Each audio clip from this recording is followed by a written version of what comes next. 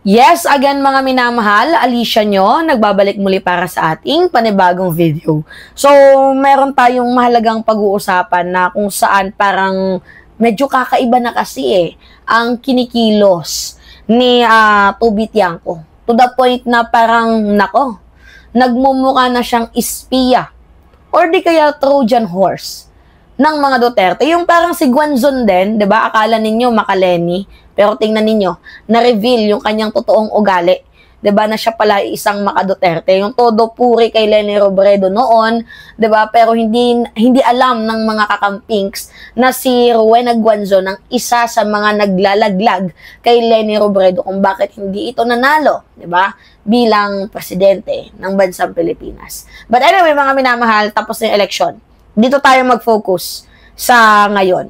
Napapansin ninyo yung kinikilos ni Toby Tiangco na ano siya sala sa init, sala sa lamig. Paano ko napansin na itong si Toby Tiangco ay meron ng kakaibang kinikilos? Unang-una mga minamahal, natatandaan ninyo na si Toby Tiangco ay isa pong campaign manager ng Bagong Pilipinas Alyansa Senatorial Slate, 'di ba? Ng Bagong Pilipinas. Pinakamahalaga yung rehiyon na kanyang hinawakan, which is yung Mindanao.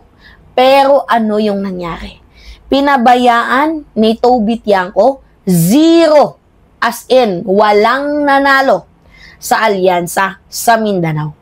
So, kung matatandaan ninyo, dahil siya ang campaign manager ng, tawag dito, ng Alyansa Senatorial Slate, 'di ba? Diyan sa Mindanao, siya yung may hawak ng pondo. Bukod sa hawak niya ang pondo, siya ang may hawak ng strategy.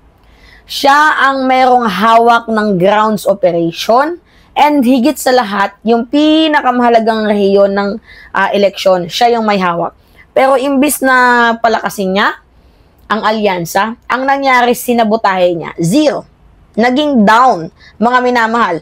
Nagkaroon ng zero defense, pangit yung mechanism strategy na ginawa ni Toby Tiangco. Sa Mindanao, yes, we all know na that was the baluarte of the Duterte. Critical battleground ito. So, dito, dapat lumaban ang administrasyon. Pero ano ang ginawa ni Toby Tiangco, mga minamahal? Walang iniwang pondo. I don't think so kung binulsa. Walang tao, walang operasyon. Diba? So, ngayon, ano yung naging resulta? Talo ang 12 na pambato ng presidente. Pangalawa, mga minamahal, yung mga kandidato, yung mga kandidato ng eleksyon, mula top 12, mga minamahal, na nalaglag. Diba? Hanggang sa dulo. Samantalang, sino yung mga umangat? Diba? Yung mga kandidato ng oposisyon, mga protektado ng Duterte Bloc, mga inendorso ng anti-Marcos machinery. Tapos ang palusot doon dati ni Toby Tiangco, kung matatandaan ninyo, ay kasalanan daw ito ni former Speaker Martin Romualdez sa ginawa niya na yung pagpirma, 'di ba, ng impeachment laban kay Vice President Sara Duterte. So, this is not coincidence, mga minamahal. This is a pattern. Kung ito ay simpleng pagkukulang, sana isolated, 'di ba? Pero malinaw na yung Diliberto may direksyon at may nakikinabang, hindi si PBBM, kundi ang Duterte camp, 'di ba? Itong unang ebidensya na napansin ko kay Toby Tiangco na hindi siya nagtatrabaho sa administrasyon, kundi kumukontra siya sa gobyerno. Binabackstab niya si PBBM. Yung pangalawang palatandaan natin, mga minamahal, is yung pakikipagsabwatan niya sa mga umatake kay President Bongbong Marcos. Pagkatapos ng halalan, ang akala natin, itong si Toby Tiangco magbabago. Pero hindi. Mas lalong lumala. Mas lalo pa siyang nilantad ang kanyang sarili. Mas lalong nilagyan niya na ang kulay. 'Di ba? Ang pag-atake kay PBBM. At ang pinakamatindi dito, yung ginawa niya kay Kiko Barsaga. Si Barsaga, alam naman natin na inirekomendang masuspinde. Paulit-ulit kasi siyang bumabatikos kay PBBM. Gumagamit daw si President Bongbong Marcos ng pinagbabawal na gamot. 'Di ba? Pinagkakalat ni Kiko Barsaga na itong si PBBM sa damakmak na misinformation. Yan yung kinakalat ni Toby Tiangco. And alam naman natin na itong si Kiko Barsaga, itong si Kiko Barsaga gumagamit daw po si PBBM. Ang daming pinapakalat na misinformation ni Kiko Barsaga about kay President Bongbong Marcos. So, alam din naman natin na isa sa pinaka-vocal itong si Kiko Barsaga na anti-BBM, 'di ba, sa kamera. Pero one day, ano yung ginawa ni Toby Tiangco? Habang tinatalakay ang parusa kay Barsaga, ang ginawa ni Toby, mga minamahal, binigay niya yung kanyang oras kay Barsaga. Ngayon, ano yung ginawa ni Barsaga? Inatake niya si Pangulong Bongbong Marcos. That was not a simple courtesy. Iyon ay isang bigayan na kung saan coordinated ang atake kay President Bongbong Marcos. Walang kaalyado ng admin ang gagawa nun. Sa totoo lang. Pero ang isang Toby Tiangco na tinaguri ang kala natin kaibigan ng presidente ay nag-ala Trojan horse, 'di ba? Sa kanyang ginawang trabaho na ibinigay kay Kiko Barsaga. So ipinasok niya, 'di ba, para sirain mula sa loob itong si PBBM. Ngayon, what is the last na pattern, 'di ba, kung bakit itong si Toby Tiangco ay matuturing nating Trojan horse?